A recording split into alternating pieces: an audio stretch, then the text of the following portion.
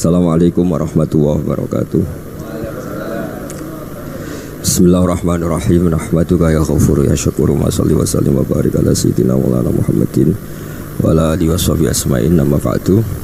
Tengarso Habib Ahmad bin Idris Al-Habsyi juga keluarga, tengarso para sesepuh, khusus ketua pusat BPIP Bapak Dwi Hartono dan yang mewakilinya Bapak Rizal Fakhruddin, teman-teman semua dari Direktur Indonesia Power, Bapak Hasin Sidki, semuanya yang saya hormati, jajaran direksi. Ini ngaji santai-santai apa? Muhasabah. Kon roh mana nih muhasabah? Pak Zainuddin. Muhasabah itu kalau Kiai Jawa maknani itu ngoreksi diri sendiri. Jadi menghitung diri sendiri. Ini pas bidang yang saya tekuni tadi, karena Habib Ahmad yang minta kemarin sama ibu siapa dari Indonesian Power itu, Ibu Lia, saya turutin sekaligus saya sambil belajar terus tentang muhasabah. Dalam konteks Indonesia, muhasabah itu sudah jadi perilaku ya, karena dulu orang tua saya, guru-guru saya kalau ngandani itu, bayangkan kalau kamu jadi dia. Jadi misalnya kita mentang-mentang atasan, otoriter sama bawahan, bayangkan kalau kamu jadi yang bawahan itu kayak apa? Laukun tamakanah, kalau orang Arab bilang, bayangkan kalau kamu di posisi dia. Makanya guyonannya orang-orang Indonesia itu kan orang ngaramkan judi gitu, bareng dikasih tahu. Tapi yang menang anak jenengan, alhamdulillah. Ternyata ngaramkan itu karena ada anaknya. Kalau anaknya yang menang ya seneng. Meskipun itu guyonan, tapi saya punya padanan itu dalam kitab Hikam. Nabi Ibrahim itu Khalilur Rahman, tentu bencinya minta ampun sama yang namanya maksiat. Suatu saat beliau diterbangkan di alam malakut. Itu kalau di Hikam saya halaman 15 juga. Saya masih ingat betul. Mungkin kalau Anda beda halaman karena beda cetakan, atau enggak punya kitabnya. Atau punya tapi tidak bisa baca. Nah itu jadi berbagai kemungkinan. Atau punya tidak bisa baca tapi dianggap jimat. Atau digo pencitraan. Banyak itu kaji-kaji tidak bisa baca kitab tapi di ruang tamunya kitabnya besar-besar. Pencitraan itu, tapi ya bagus lah, nggak apa-apa untuk syiar. Setelah diterbangkan di alam malakut, diperlihatkan sama Allah, ada orang pezina, ada orang syaribul khomri, ada orang mabuk, ada orang macam-macam. Allah tanya sama Nabi Ibrahim, bagaimana pendapat kamu Ibrahim tentang mereka yang maksiat? Kata Nabi Ibrahim, ya Allah, habisi saja mereka hidup di bumi engkau, makan rezeki engkau, kemudian mereka tidak taat sama engkau. Singkat cerita di fase itu, saya ulang lagi, di fase itu Allah nurutin sampai sekian peristiwa, mungkin 3 atau 4. Sudah setelah sekian tahun Nabi Ibrahim lupa peristiwa itu, kemudian beliau diminta menyembelih anaknya. Ini versi kitab Hikam. Memang versinya banyak tentang kenapa Nabi Ibrahim disuruh menyembelih anaknya. Ketika mau menyembelih anaknya, Nabi Ibrahim ragu. Huwa samratu fuadi, anak saya ini buah hati saya, kenapa engkau suruh menyembelih? Terus kata Allah, apa kamu tidak ingat ketika kamu saya angkat di alam malakut, kemudian kamu usul bunuh-bunuh, saya tidak mempertimbangkan usul Anda, tapi kenapa sekarang saya merintahkan kamu mikir gitu. Terus ya karena ini anak saya ya Allah. Terus kata Allah, rumang samu wong sumpukon mata ini gak gawean kau sing gawe kowe enak wae usul mata ini. Jadi saya yang bikin, kemudian Anda enak aja usul membunuh. Semenjak itu Nabi Ibrahim itu di eranya itu asfaqun nas, orang paling sayang sama manusia. Karena kadang kita keras itu ya kebetulan tuh udah anak kita, ada keluarga kita. Cara orang Jawa itu kan gitu ya, kalau ada perempuan terus macak yang macam-macam pakai sepeda motor cowok terus wah itu luput suwuk, semoga-moga gini. Tapi setelah dikasih tahu, niku ponakane jenengan, semoga-moga selamat. Jadi jangan-jangan kemarin ahlil ma'asi itu kebetulan tuh udah keluarga kita. Kalau keluarga kita yang pernah salah pada kita, semangat kita mintakan maaf. Jangan-jangan kita didikte hukum sosial gitu. Jadi orang yang salah kebetulan tuh orang yang menservis kita, atau keluarga kita, atau orang dekat kita. Jangan-jangan semangat kita mintakan ampun. Tapi kalau sama orang lain kebetulan musuh kita semangatnya minta itu kena azab. Nah ini yang nggak boleh dalam Islam. Islam mengajarkan niru Rasulullah SAW. Nabi itu rahmatal lil alamin. Bahkan kemarin saya ngaji virtual sama beberapa habaib, ada Habib Ali Al-Jufri dari Mesir, ya. Ada Habib Alwi dari Kuitang, ada Habib Nabil Al-Musawa.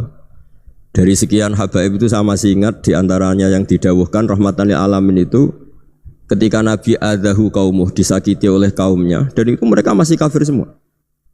Itu mereka dapat doanya Nabi, Allahumma hdi qaumi fa innahum la ya'lamun. Kayak apa baiknya Nabi, orang yang menyakiti, yang melukai, tapi Nabi masih berdoa, Allahumma hdi qaumi fa innahum la ya'lamun. Sayyidina Umar dapat doanya Nabi itu yakhina kana kafiran, ketika masih kafir didoakan. Allahumma aizzal Islam bi Umar.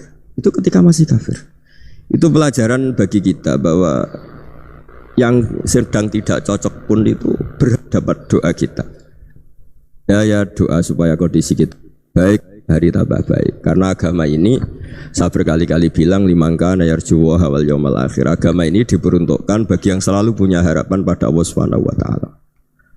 Saya cerita muhasabah ini tentang hubungan kita dengan Allah.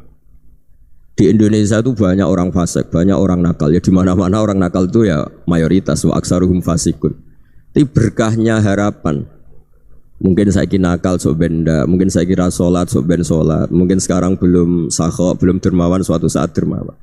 Barokahnya itu kefasikan ini dianggap sementara, sedang fasik, sedang tidak benar. Karena kiai-kiai kita, para guru-guru kita, para habaib utamanya itu mesti bilang semoga husnul khotimah. Nah barokahnya doa itu semoga husnul khotimah itu menjadikan satu pola sosial. Yang sedang fasik ini masih diharapkan jadi lebih baik, jadi lebih. Sehingga kita tidak ngambil sikap ekstrim, ya ingin menghabisi atau ingin mengadili, tidak. Karena selalu kita punya harapan. Dan agama ini limangka nerjuwa wal yaumil akhir. Bayangkan itu kalau yang nakal itu anak kamu. Pasti kamu nggak ingin kan langsung dapat azab, dapat apa. Padahal kita semua jadi tokoh ini abul kulli, bapak dari semuanya. Sehingga ketika Rasulullah SAW jalan-jalan kemudian melihat perempuan sedang menyalakan api. Kalau apinya mati ditiup, anaknya dijauhkan. Nanti kalau sudah jauh dari api, anaknya digendong lagi. Terus kata Rasulullah, matur ke semua sahabat, Aro'aitum anna hadih tarihatan waladaha alan nar. Apa kamu berpendapat bahwa perempuan ini akan melemparkan anaknya ke neraka? Tidak ya Rasulullah. Tidak akan seorang ibu melemparkan anaknya ke api. Terus kata Rasulullah, Allahu arhamu min hadih biwaladiha. Allah lebih rahman, lebih rahim dibanding orang tua ini kepada anaknya. Ini yang harus kita kenalkan terus, kita kampanyakan terus, supaya orang hubungannya dengan Allah itu nyaman, asik. Sehingga dengan demikian selalu ada harapan bahwa yang sedang nakal ini suatu saat tobat. Kita tidak boleh menghukumi pasti begini, pasti gini, itu tidak wilayah kita. Itu juga yang dicontohkan Rasulullah SAW. Secara lahir Nabi itu enggak berkenan sama Wahsy, karena Wahsy itu salahnya salah fatal karena membunuh ahabban nasi ila Rasulillah, yaitu membunuh Sayyid Hamzah. Jadi ketika Wahsy tobat, Nabi itu nerima tobatnya. Dan ketika beliau dengan basariyahnya enggak siap ketemu Wahsy karena harus ingat Sayyid Hamzah, basariyahnya diturutin. Oke, kamu iman saya turutin, tapi jangan sering ketemu saya. Karena kalau ketemu kamu saya masih ingat sama paman saya Sayyid Hamzah. Kita bisa ngelola seperti itu. Kita tidak cocok sama orang, bagaimanapun mereka umatur Rasulullah SAW, kita tetap mencintai mereka.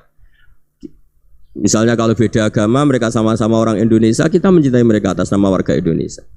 Tapi kalau misalnya potongannya ora cocok, beda kultur, bawaannya itu mangkel no coro Jawa, ya bisa diilmoni, jangan ketemu. Wong sudah tidak cocok, ingin ketemu nyari solusi. Roh ini tok seneng itu kan ya repot itu. Ya sudah kalau nggak pati cocok ya jangan sering ketemu. Dan itu kita bisa memanage seperti itu tuh bisa. Saya berkali-kali cerita tentang Imam Syafi'i. Kalau dikasih tahu ya Imam Abu Abdillah, panggilannya Imam Syafi'i, tetangga anda ini ternyata banyak yang nggak senang anda. Jawabnya beliau senang. Ya bagus kalau nggak senang saya, anda utang saya katanya. Jadi gara-gara saman seneng aku ngatur aku ini kan. Dan mungkin saman rasa seneng kan ya enak. Jadi hidup itu dianggap happy. Kalau seneng ya teman silaturahim, kalau nggak seneng ya nggak bakal utang gitu. Baru kayak seneng itu nggak ganggu. Gitu. Jadi dulu itu orang bisa ngelola seneng nggak seneng itu bisa. Karena ada kearifan hubungan dengan Allah Subhanahu wa taala. Hidupnya selesai karena masyghul bi dzikrillah. Mereka sibuk dengan Allah. Makanya kata ulama-ulama tasawuf, kamu jangan melihat manusia perilakunya, tapi kamu juga harus ingat yang gerakkan semua itu Allah Subhanahu wa ta'ala. Dengan demikian kita faroh, kita senang. Makanya Nabi kalau ngutus Anas bin Malik kemudian enggak kesampaian yang diinginkan karena Anas main, ketika garwa-garwane Nabi agak tersinggung, Nabi andaikan Allah menghendaki yang saya inginkan kesampaian, pasti itu kesampaian. Jadi dianggap kegagalan Anas enggak manggil yang dituju Nabi itu ya kersane Allah, ya enteng saja. Sayyidina Ali lebih parah lagi yang dialamin. Itu dalam beliau kalau dipanggil tuh enggak cepat-cepat ke sana. Ketika ditanya, "Kenapa kamu tak panggil enggak cepat ke saya?" "Amin tu ukubatak." Karena aku tahu engkau orang baik. Orang baik itu pemaaf. Jadi makanya orang-orang soleh dulu itu bodoni itu. Makanya sekarang kalau ada orang bodoni itu mesti bidik orang soleh. Kalau orang-orang soleh itu kakean husnudzon akhirnya sering dibodonin. Abdullah bin Umar itu masyhur itu. Kalau ada budaknya sering sholat, sergap sholat itu dimerdekakan. Akhirnya enggak sholat pun pura-pura sholat. Akhirnya juga dimerdekakan. Ketika ditanya, kenapa engkau merdekakan? Padahal mereka sholatnya menipu engkau, kata pembisik-pembisik itu. Man khoda'ana lillah in khoda'na lah. Dia nipu atas nama Allah, berarti saat tertipu juga atas nama Allah. Enggak masalah dong, semuanya demi Allah Subhanahu wa ta'ala. Jadi ketika kita mensifati Allah Ta'ala itu ghafir, Allah pemaaf. Jangan kamu enggak fair untuk diri kamu nyifati Allah ghafir, pada orang lain Allah kamu sifati syadidul iqab. Jadi Allah kamu atur, kayak MC tadi ngatur saya. Jadi Allah itu apa? Kalau pada saya ghafir, kalau pada musuh saya syadidul iqab. Itu enggak fair. Kalau Anda punya harapan kepada Allah karena Allah Rahman Rahim, Allah ghafir, sebenarnya Allah pada musuh kita ya bisa saja Allah ghafir, bisa saja Allah Rahman. Sehingga kita melihat orang lain yang kita tidak cocok itu ya enteng saja. Itu min ummati Rasulillah sing tanaluhu syafa'atu, tanaluhu sa'atu rahmati, tanaluhu fair. Jangan dengan kita kayak mesti dapat rahmat, jangan orang lain kayak Allah pasti syadidul iqab. Itu tidak boleh. Sehingga ketika ada orang Badui, singkat cerita orang Badui ini kencing di masjid, semua sahabat membentak dia. Yang enggak bentak hanya Nabi tok. Saking mangkelnya orang ini karena semua sahabat bentak kecuali Nabi. Setelah dibenarin Nabi, terus Nabi nyuruh sabbu ali dhanuban min ma'in. Setelah disucikan masjid itu, dia berdoa keras sekali. Allahumma arhamni wa Muhammadan wa la tarham ma'ana ahadan. Ya Allah, yang berhak dapat rahmatmu hanya saya dan Nabi Muhammad, yang lainnya jangan. Karena yang lainnya tuh jengkelin, gitu aja saya salah dimarah-marahin gitu. Jadi kalau kamu doa terbatas ya kayak orang Bedui nih, kayak orang Arabi. Apa kata Nabi? Laqad tahajjarta wasi'an. Allah yang rahmatnya luas menjadi kamu sempitkan. Karena kamu mau atur Allah hanya rahman pada Indonesian Power, pada NU, pada kita, yang orang lain enggak perlu dapat. Itu kan kasihan Islam, karena Islam terus enggak dimiliki semua orang. Allah enggak dimiliki semua orang, Rasulullah enggak dimiliki semua orang karena dipek NU, dipek ormas tertentu, dipek enggak boleh seperti itu. Enggak boleh tahajjarta wasi'an kata Nabi, enggak boleh mempersempit zat yang rahmatnya itu luas. Ini semoga etika ini kita pakai di Indonesia. Yang sedang fase kita harapkan lebih baik. Yang sedang nggak dapat hidayah kita doakan dapat apa? Hidayah. Masyhur kan, makanya tadi saya mohon sama Habib Ali supaya Habib Ahmad supaya tetap mahalul qiyam, tabaruk sama Habib Ali. Di antara doa-doa di Simtud Duror masyhur itu antuqabilal mudhniba minnah bil ghufran wal musi'a bil ihsan. Jadi harapannya para habaib, para orang-orang baik dulu ya semoga yang dosa itu dimaafkan, yang sedang salah dibuka, bikin lebih baik. Nabi itu tugasnya juga gitu. Wastaghfir li dzambika walil mu'minina wal mu'minat. Nabi itu tugasnya juga memintakan ampun yang sedang salah. Nah ini cobalah jadi etika kita, muhasabah kita. Jadi muhasabah itu cara berpikir kita set, kita pikir ulang. Ternyata semangatnya seorang nabi itu wastaghfir li dzambika walil mu'minun. Semangatnya itu memintakan ampun. Orang ahli tafsir tahu semua kalau Nabi itu tidak mungkin dosa. Jadi itu khitabun lin Nabi wa urida bihi ummatu, itu khitab Nabi, tapi yang dimaksud itu umatnya, karena Nabi tidak akan mengalami dzambun, tidak akan mengalami dosa. Sekarang enggak, kadang-kadang kita ini kalau orang lain salah itu semangat. Kalau di perusahaan ada teman salah, apalagi pimpinan salah itu seneng, barokahnya salah bisa ganti kan gitu.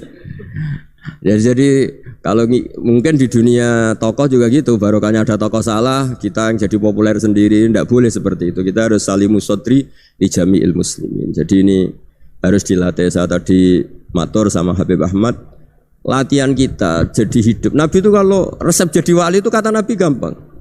Kata Nabi, kalau kamu ingin disenangin Allah, ya sudah. Kalau kamu asbahta, amseta gini-gini, perasaan kamu kata Nabi jangan punya perasaan ghil sama orang muslimin. Itu sudah wadzalika min sunnati. Makanya Nabi ngendikan la yablughni ahadun an ahadin syai'an. Ada yang baca la yuballighni ahadun an ahadin syai'an. Seseorang jangan melaporkan ke saya tentang salahnya yang lain. Fa inni akhruju ilaikum wa ana salimus sadri. Karena saya ingin ketemu sampean semua dalam keadaan salimus sadri, tidak punya perasaan apa-apa. Karena kalau nurutin pembisik, nurutin informasi itu ya repot. Karena orang pasti sepihak. Ada kiai yang top, datang ke kampung-kampung ning desa-desa. Kata yang seneng itu punya akhlak. Wah itu bagus orang besar datang ke kampung-kampung. Kata yang enggak seneng, oh itu jobnya kiai kecil kok diambil, itu kan ya kasihan itu kan sudut pandang. Makanya saya sering bilang akal kita ini cukup untuk mentasdik Rasulullah Shallallahu Alaihi Wasallam. Meskipun perasaan kita kadang orang Jawa itu beda. Saya berkali-kali bilang sama peneliti dari Jogja, kenapa sih Gus para nabi itu kok poligami istrinya banyak? Nabi Dawud katanya itu berapa? Itu Nabi Sulaiman malah jumlahnya agak terbatas ini. Nabi Muhammad itu paling sedikit. Saya tanya gini, perempuan itu orang lemah. Jadi kalau nolong orang satu gimana baik? Kalau nolong orang dua ya lebih baik. Ya sudah kira-kira seperti itu. Paling tidak akal kita masih tahu kalau orang baik itu kan mesti baik. Nolong orang satu baik, nolong orang dua ya lebih baik, nolong orang tiga lebih baik. Tapi kalau kamu orang nggak baik, satu saja kamu terlantarin, kamu miskinkan, kamu ya tinggal diukur kan. Kalau orang baik nambah baik, tapi kalau orang buruk tambah buruk. Nah itu akal. Akal kita bisa menganalisis kenapa sih nikah itu ada yang poligami, ada yang enggak. Ya sudah, ukur saja diri kamu. Misalnya kayak saya elek keriting, rabi terus, memperbanyak wong elek. Orang perilaku netok raine dadi elek kabeh gitu. Tapi nak kowe ku ganteng, alim, ganteng, sugih, anake ganteng-ganteng, berhubung kowe saleh ahli swarga kabeh, mertua yo bangga karena karir kamu meyakinkan. Ini mertua kamu aja enggak bangga mau nambah. Ipar enggak bangga, mertua enggak bangga, desa kamu yang kamu wayai juga enggak. Beda dengan Nabi ketika nikah Juwairiyah itu enggak ada pernikahan sebarokah Nabi dengan Juwairiyah itu. Azharu Rasulillah, di situ habis perang banyak tawanan gara-gara jadi besanya Nabi langsung dibebaskan semua karena Azharu Rasulillah. Sekarang besanya Kanjeng Nabi. Dulu Abu Sufyan mangkalnya bukan main sama Nabi. Gara-gara putrinya dinikah terus langsung jadi. Kalau kamu kan enggak, nikah satu, nikah lagi, satu kampung musuh kamu. Karena istri pertama ya cemburu, yang kedua agak bangga. Wah itu selesai itu di dunia wal akhirah. Maksud saya, nganalisis Islam itu harus pakai akal. Dan akal yang dipakai, ini saya bawa ke kitab Ihya, adalah pikiran-pikiran para ulama. Makanya ketika Imam Ghazali ketika ditanya, fakaifa bi muslimin fasikin asawaha fi jami'i amri. Kalau kayak ketemu orang fasik, orang Islam tapi fasik, perilakunya enggak ada yang benar. Kata Imam Ghazali jawabnya lucu, aneh. Ma min muslimin illa wa islamuhu ta'ah. Tidak ada orang Islam kecuali dia mau Islam, membenarkan Allah dan Rasul itu sudah taatnya dia. Kok kamu tidak bisa melihat taatnya dia? Dia pikirannya kan ini pemabuk, ini tukang apa. Tapi kata Imam Ghazali, sebenarnya kamu masih bisa berpikir positif. Ma min muslimin illa wa islamuhu ta'ah. Tidak ada seseorang Islam ketika dia milih Islam itu pasti ada taatnya, yaitu tasdik pada Allah dan tasdik kepada Rasulullah sallallahu alaihi wasallam. Jadi dengan pola seperti itu, maka di antara guru-guru kita yang modern ya di era Mbah Maimun, di sini ada Habib Ahmad. Habib Salim syair yang sering dibaca beliau adalah ada orang munajat sama Allah, ini cerita munajat. Itu orang itu ngendikan gini, ana muznibun, ana mukhtiun, ana asi. Huwa rahimun, huwa ghafirun, huwa afi. Ya Allah, saya mukhti, saya orang yang salah. Ana muznib, saya orang yang dosa. Ana asin, saya sering maksiat. Tapi engkau ya Allah, engkau ghafir, pemaaf. Engkau rahim, maha pengasih. Engkau afin, yang mudah memaafkan. Terus kata orang ini, ya agak kurang ajar tapi saking senengnya sama Allah. Qobal tuhunna salasatan bisalasat. Ya gini saja ya Allah, sifat engkau diadu dengan sifat saya. Engkau Tuhan, Gusti, enggak boleh kalah katanya. Terus wasatahliban ausofu ausofi, dan engkau pasti pemenangnya gitu. Jadi ada orang rayu Allah dengan cara seperti itu ya ada ya. Saya ini manusia, salah saya banyak. Engkau ampunannya banyak. Engkau Tuhan, Gusti, enggak boleh ampunan Anda, ampunan engkau kalah dengan salah saya. Enggak boleh Tuhan kok kalah. Jadi untuk supaya orang punya harapan gitu. Banyak juga wali-wali yang jadab ketika datang ke makam Rasulullah SAW. Itu kalau dongo ya agak kacau sebetulnya, cara syariat agak kacau. Ya Allah, engkau punya dua pilihan. Jika engkau menjadikan saya soleh, surah habibu, yang senang kekasihmu, yaitu Rasulullah SAW. Tapi jika engkau menjadikan saya fasik, surah adubu, yang senang itu setan. Monggo jenengan mau menyenangkan kekasih jenengan, mau menyenangkan musuh jenengan, monggo. Jenengan bebas kok memilih. Nah, mestinya Allah ya senang menyenangkan kekasihnya. Jadi ya, intinya Allah dipaksa untuk menjadikan dia orang soleh gitu.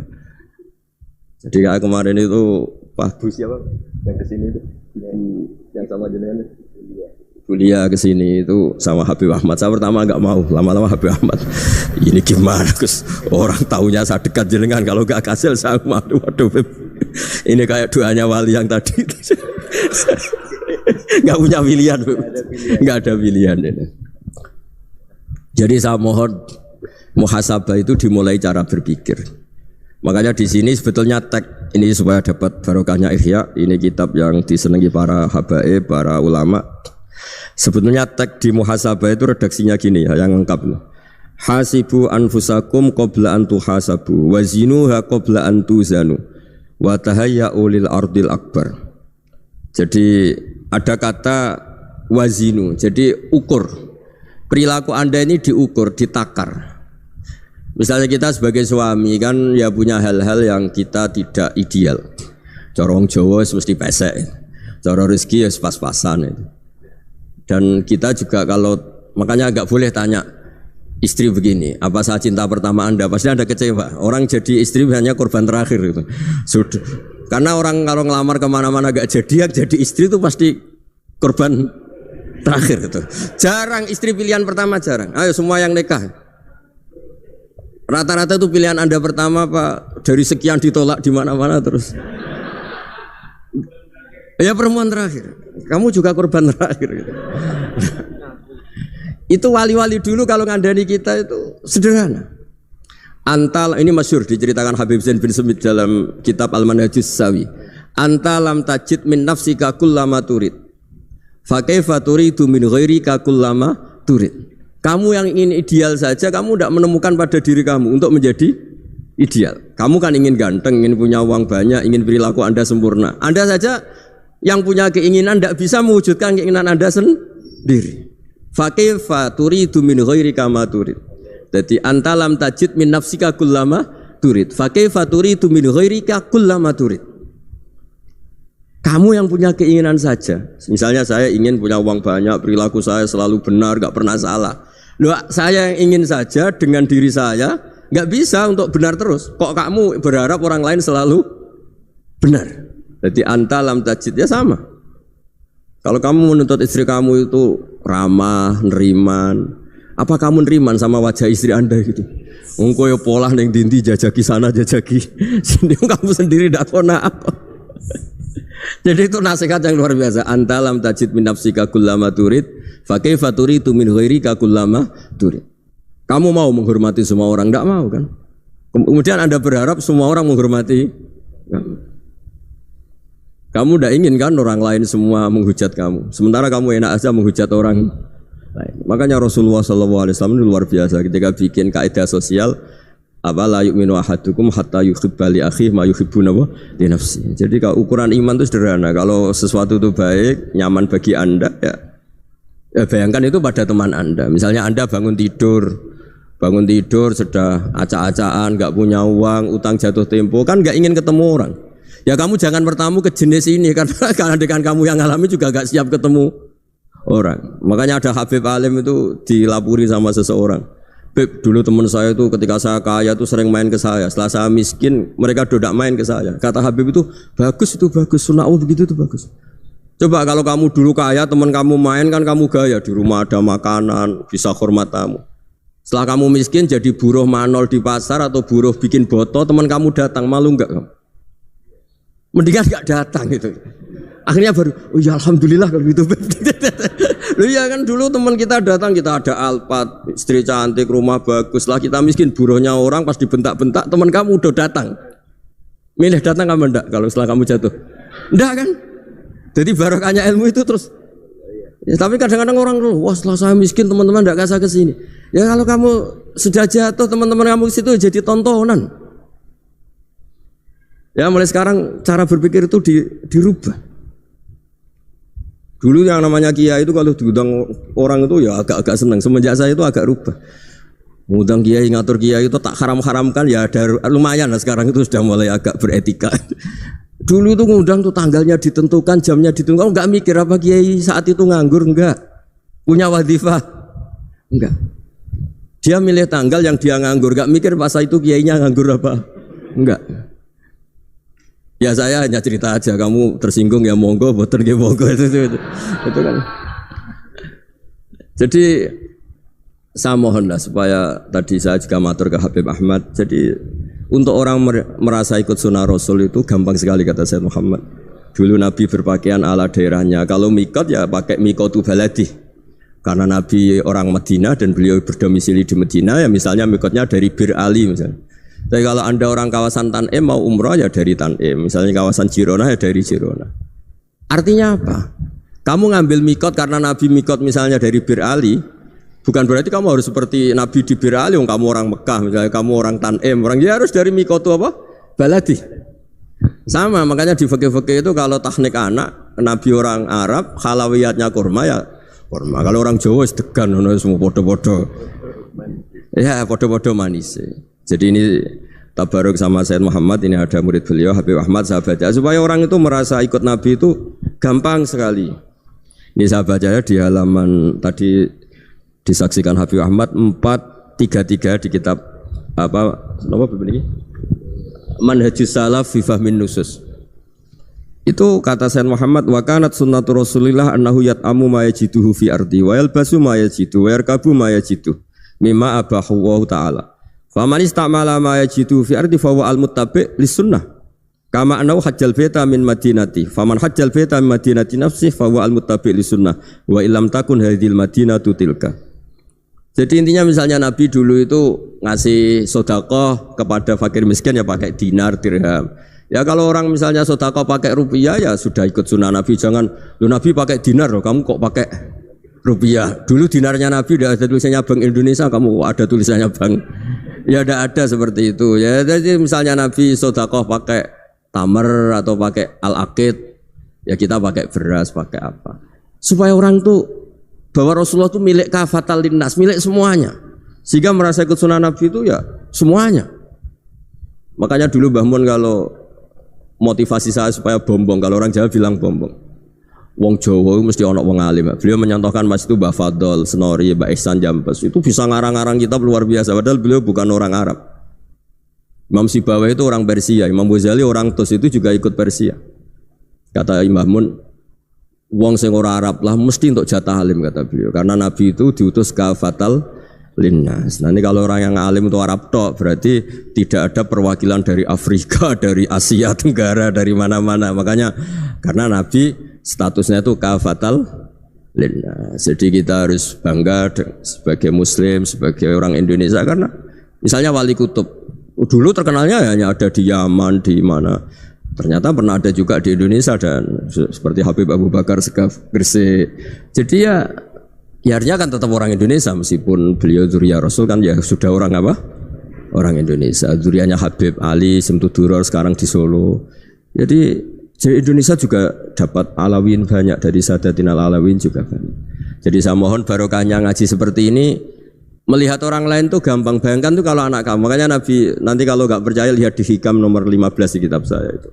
Di situ dijelaskan oleh Hikam, jangan-jangan semangat Anda pada orang yang maksiat, pada orang yang keliru supaya dihukum itu karena kebetulan itu udah anak Anda, itu udah keluarga Anda. Coba kalau itu keluarga Anda. Makanya kalau saya guyonan di Jogja itu ada pembantu mecahkan piring terus dimarahi majikannya. Saya mesti guyon gitu. Pasti itu pembantunya tidak cantik. Kok bisa Gus? Andai kan cantik dan kamu senang mecahno piring satu, piring 1000 ora iso ngamuk kowe. Ternyata ngamuknya itu karena mecahkan piring apa karena plus tidak cantik? Coba jawab para lelaki ini. Kamu marah sama orang maksiat tuh karena maksiat karena plus itu udah anak Anda. Bayangkan kalau itu anak Anda.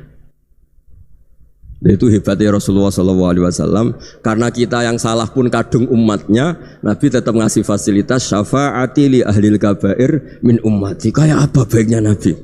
Nggak ikut maksiat tapi ikut fasilitasi ngasih syafaat. Loh kalau li ahlil ibadah kan wajar. Nabi ketika ini syafaati li ahlil kabair min ummati. Ya karena tadi logika yang dibangun Rasulullah itu logika yang luar biasa. Kita semangat orang lain kena hukuman itu karena kita tidak punya ra'fah, tidak punya rahmah. Coba kalau Rasulullah yang bil mukminina raufur rahim, semangatnya itu mendoakan supaya tobat, mendoakan diampuni. Dan itu juga yang diperintahkan oleh Allah Subhanahu wa taala, wastaghfir li dzambika walil mu'minina wal mu'minat. Ya semoga barokahnya ngaji ini, barokahnya Habib Ahmad, barokahnya Maulid Simtud Duror, barokahnya semua kitab madaih tiba berjanji semuanya, barokahnya Ikhya, barokahnya Said Muhammad, barokahnya guru kita semua, Mbah Maimun, bapak saya.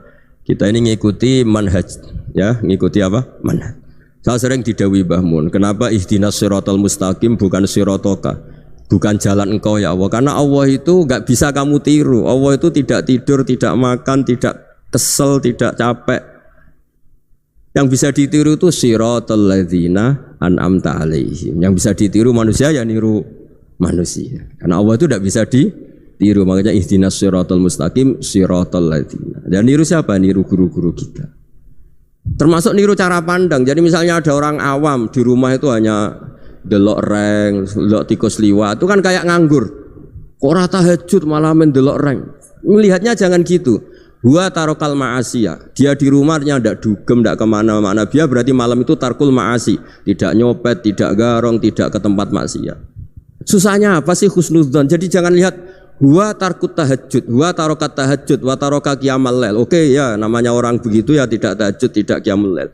Tapi susahnya apa sih kamu bilang huwa tarokal ma'asiyah? Dia juga meninggalkan maksiat, dan tarkul maksiat itu ibadah. Supaya orang tuh gampang lah husnudzon sama orang muslim. Ini orang mukmin, orang yang luar biasa. Di mata Allah itu orang yang luar biasa. Kayak tadi Imam Ghazali, kalau saya ketemu orang muslim kemudian dia tidak pernah baik, gimana? Kata Imam Ghazali, ma min muslimin illa wa islamuhu ta'ah. Tidak ada orang Islam ketika dia mentasdihkan Allah dan Rasulullah, berarti dia juga punya taat. Ya ini latihan saja, sing iso nglakoni Habib Ahmad kula namung cerita mawon. Kula cerita secara akademik, saya punya kitab, saya baca dan alhamdulillah kita paham barokahnya para guru, dan supaya terbiasalah sebaik-baiknya ibadah husnudzonni billah wa husnudzonni bil mu'minin. Soal tidak cocok ya diilmoni tadi ya, namanya enggak cocok ya jangan sering ketemu. Seperti Rasulullah SAW, beliau karena sangat mencintai Sayyid Hamzah, ketemu orang yang pernah begitu sama Sayyid Hamzah, ya beliau secara basyariah tidak siap. Tapi beliau secara cara bahasa sekarang, secara profesional, kalau beliau seorang nabi dan harus menerima tobatnya siapapun ya diterima. Saya meskipun dengan A, B gak cocok karena dia begini-begini sama saya, tapi saya ingat dia sholat, dia baca sholawat, dia mencintai Rasulullah, ya kita hormat. Ya soal gak cocok ya di manage tadi ya, zuruhiban tasdid huban. Kalau gak pati cocok ya jangan sering ketemu, bawaannya enak nanti. Ya semuanya itu diilmoni lah.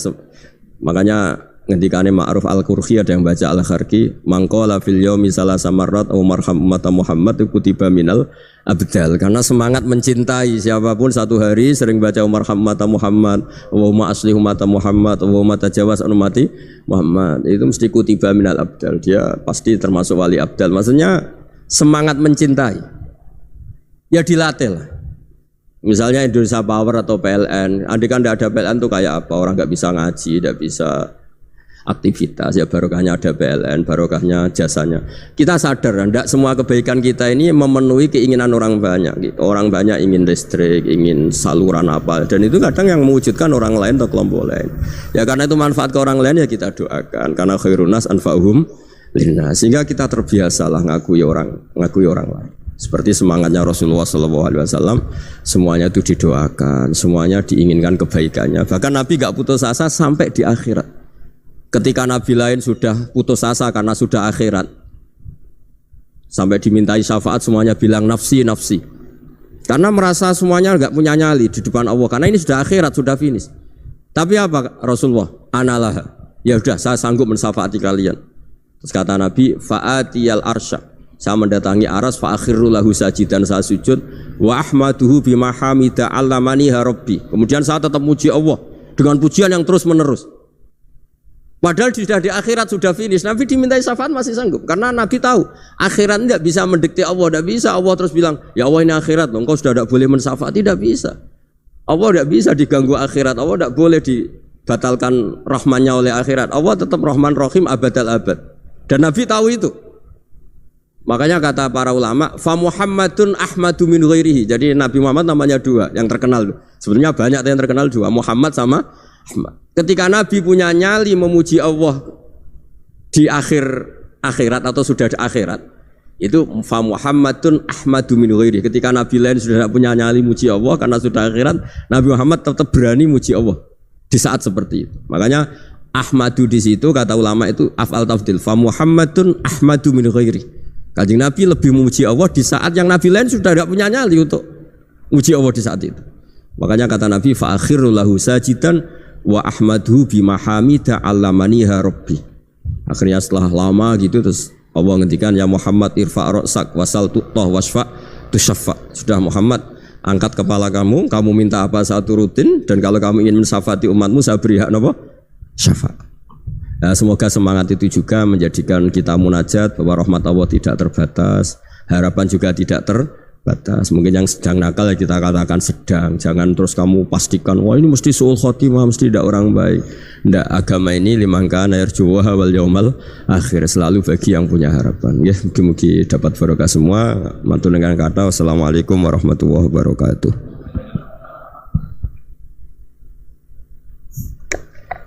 Itulah barusan pemaparan daripada narasumber kita terkait ngaji bareng dengan Gus Baha dalam rangka muhasabah diri dengan bermunajat.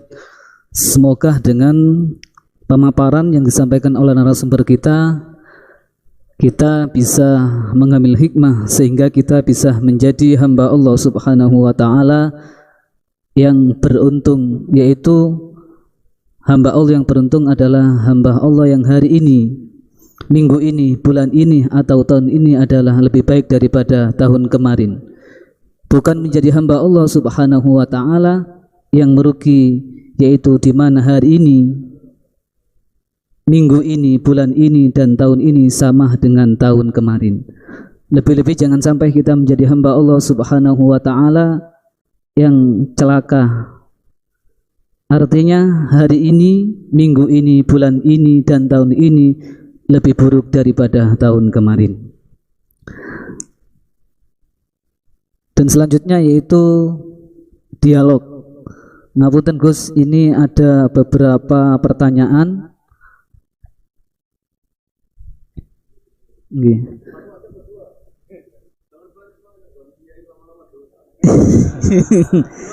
Ini saya hanya membacakan mawon Gus. Ada beberapa pertanyaan yang masuk. Korbannya saya. Dua sudah kebanyakan. Ya, dua pertanyaan. Yang pertama dari Ketua DKM Masjid Raudhatul Jannah PLTGU Grati, Gus.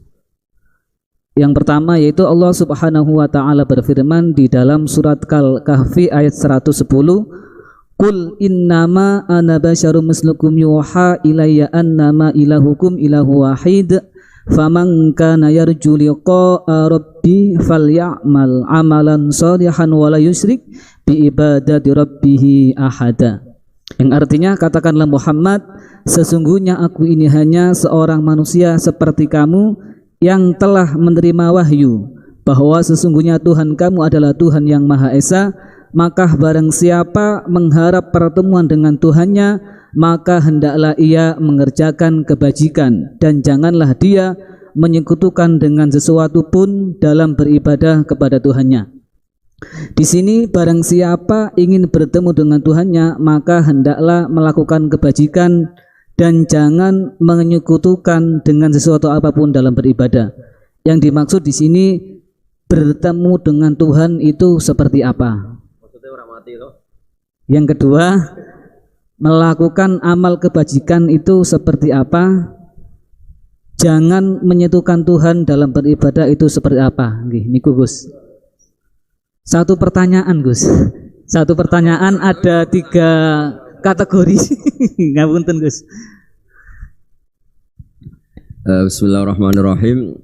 Pertanyaan itu bagus sekali karena hal yang sama dialami Rasulullah SAW. Jadi ketika Nabi ngendikan man ahabba liqa Allah ahabba Allahu liqa'ah. Wa man kariha liqa Allah kariha Allahu liqa'ah. Jadi terus sahabat tanya, bagaimana itu ya Rasulullah? Wa kulluna yakrahul mauta katanya. Siapa yang senang ketemu Allah, wa senang ketemu dia. Siapa yang enggak senang ketemu Allah, wa juga enggak suka ketemu dia. Dan sahabat ya sahabat ya manusia ya zaman itu ya iskal ya, tapi semua kita ini nggak siap mati. Jadi kalau ketemu Allah itu pikirannya orang itu ya mati. Nah, yang tanya nggak siap juga kan kalau mati. Terus Nabi memberi penjelasan, tidak ada orang Muslim, orang mukmin kecuali sebelum mati itu yang calon ahli surga itu diperlihatkan surganya. Jadi mamin ahadin ilka waqat alima maq'adahu minal jannah awinnar. Ketika melihat surga yang sudah gemah ripa, sudah luar biasa. Mungkin kalau para cowok yang bayangkan bidadari banyak, cantik-cantik, gak minta belanja. Neng dunia wis elek jaluk aneh-aneh kan repot. Nah itu terus langsung seneng pengen ning swarga.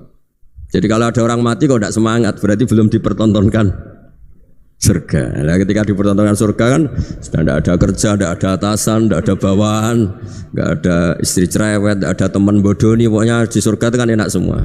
Nah terus seneng. Lah kira-kira liqa Allah ya seperti itu. Ketemu Allah itu artinya ketemu ridhonya, ketemu kebaikannya.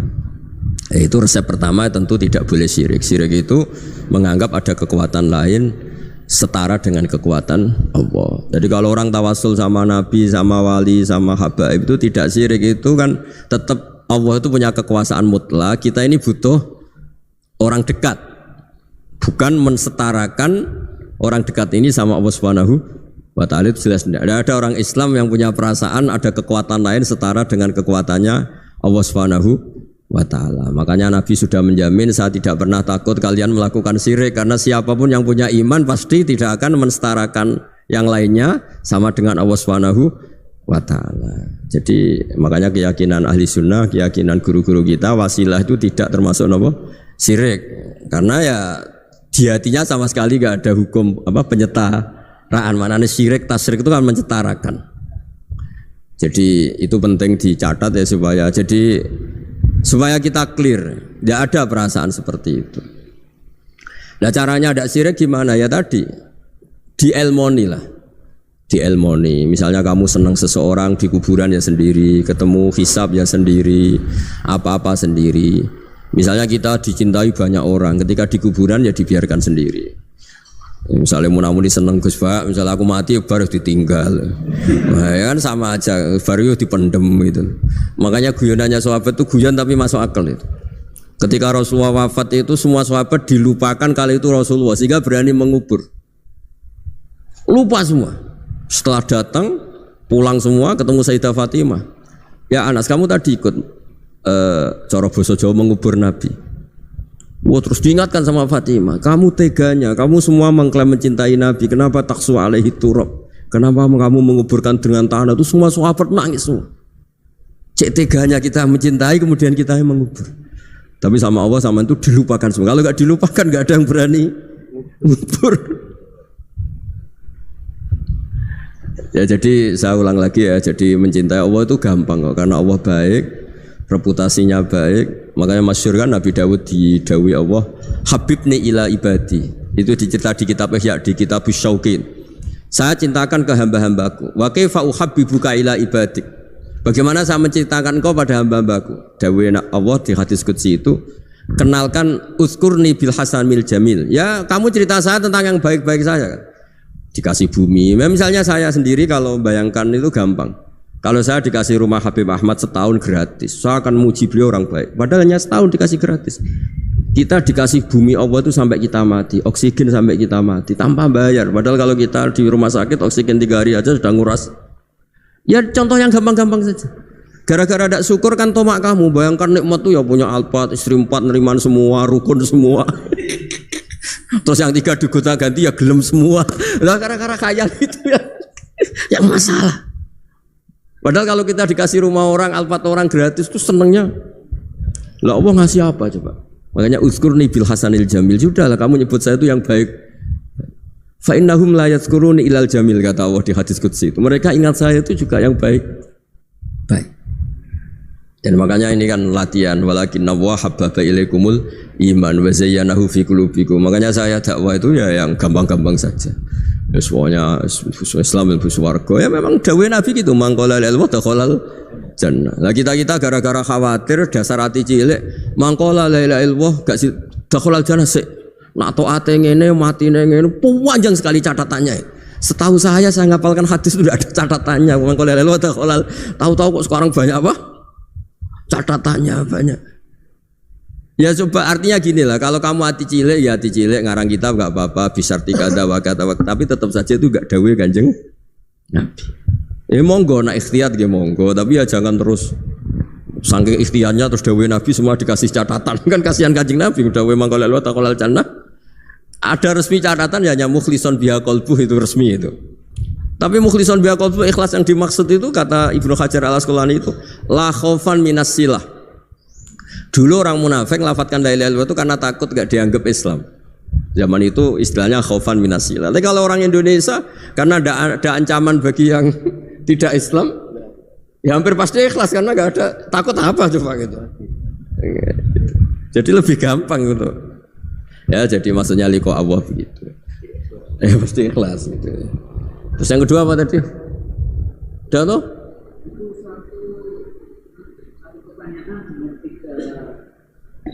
Oh, udah itu sudah 2 pertanyaan dari 1 orang. Kamu gimana, agak profesional. Nah, nanti kalau 1 orang tanya 1000, yang 1.000 berarti 2000. Saya tadi kan bilang 2 pertanyaan, bukan 2 penanya. Kamu nggak pernah ngaji mantek kan? Kalau saya bilang 2 orang itu bisa 2000 pertanyaan. Saya akan bilang 2 pertanyaan. Berarti ya. Semuanya juga gitu. Kemarin OJK semuanya 2. Kalau semua orang minta, wah ya ribet. Udah nanti lainnya jawab kamu. Kamu kan jadikan ustadz di Indonesian Power. Ya ustadz, masa jadi ustadz gajinya mau, pertanyaannya nggak mau, gimana? Saya nanti lainnya jawab sendiri. Anu Bib niki saking panitia Bib. Anu Gus, ngapunten. Tentu, saking panitia pertanyaan Gus. Yang kedua, kan tadi terakhir nggih, tadi 1 pertanyaan dan ini pertanyaan yang kedua Gus. Nggih. Dari PP Indonesia Power. PP niki ngapunten Gus sanes pondok pesantren. Nggih. PP niki Persatuan Pegawai Gus. Nggih. Ngapunten. Sanes pulang pergi. Pertanyaan yang kedua, ada hadis Nabi Muhammad sallallahu alaihi wasallam, ya'mal lidunyaka ka'annaka ta'ishu abada wa'mal li akhiratika ka'annaka tamutu ghadan. Yang artinya, bekerjalah untuk duniamu seakan-akan engkau akan hidup selamanya, dan bekerjalah untuk akhiratmu seakan-akan engkau akan mati besok pagi.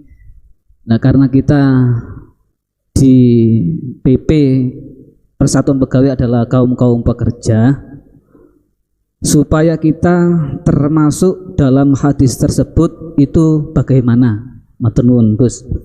Oh, begini ya, bismillahirrahmanirrahim. Itu kalau makna yang benar menurut hampir semua ulama itu begini. Jadi karena dunia itu longgar ya. Longgar itu tidak mendesak. Jadi karena kata isu abadan artinya itu kalau urusan duniawi kalau enggak berhasil sekarang ya bisa berhasil besok.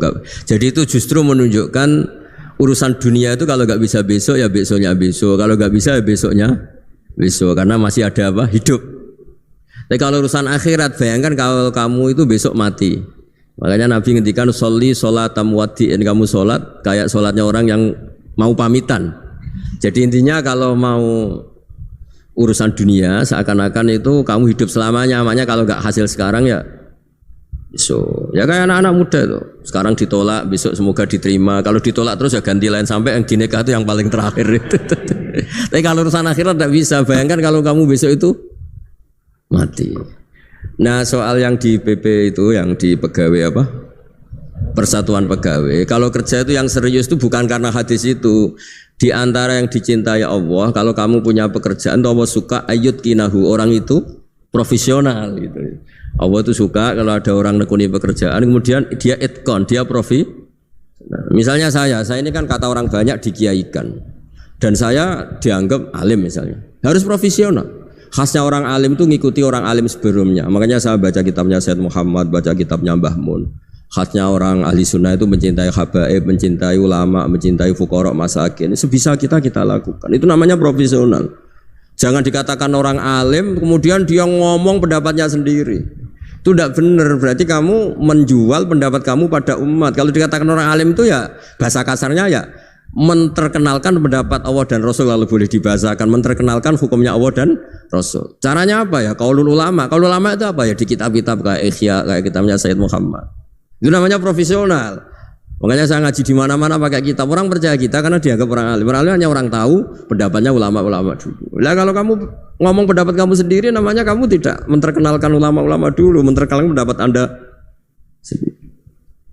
Nah, itu namanya profesional, ada itkon. Itu Allah suka kalau kamu menekuni misalnya Indonesian Power, misalnya bagian PL itu, ya nekuni tenaga uap mana yang positif untuk negara ini, yang jangka panjang, yang terbarukan teknologi apa, yang teknologi fosil misalnya mulai harus dihentikan karena ya monggo itu pokoknya apa saja yang menjadikan baik lihadil ummah itu baik, itkon ya.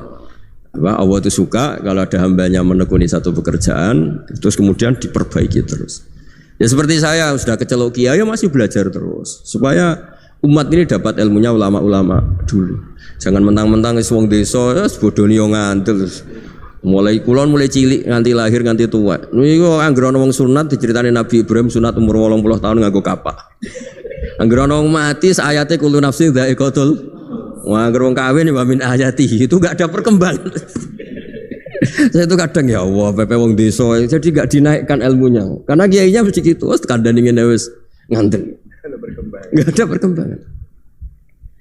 Nah itu menurut saya Bu ya kasihan lah umat ini, umatnya Nabi itu diajak irtiqo lah, diajak naik lah. Makanya saya di mana-mana itu ngaji bawa kitab. Nah, itu namanya itqanul amal.